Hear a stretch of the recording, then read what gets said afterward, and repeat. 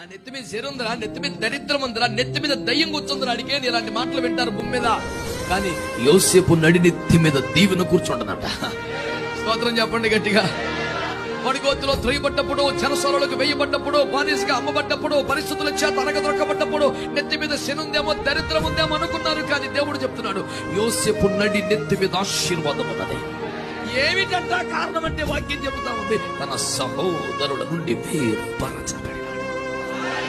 ఎవడు వేరుపరచబడతాడు, ఎవడు కలిసిపోడు, ఎవడు దేవుని కొరకు ఒక సాక్ష్యంగా నిలబడిపోతాడో, ఊరందరూ ఒక్కదారని సరే నేను ఒక్కనే దేవుని కొరకు రోషం కలిగి ఉన్నానని ఏలియా సాక్ష్యం చెప్పినట్లుగా, నేను ఒక్కనైనా స్వజనమును విడిచి ఒంటరిగా బయలుదేరుతానని అబ్రహాం ముందుకు వచ్చినట్లుగా, నా తోటి అపోస్తులందరూ పడవల బుక్కు బిక్కుమంటూ ఉన్నా, నేను ఒక్కరిని ప్రళయ భీకరమైన గర్జింతు తుఫాను చేత విరుచుకు పడుతున్న సముద్రం మీద నడిచి ముందుకు వస్తాను అని ఎవడైతే వేరు పరచబడతాడో వాడి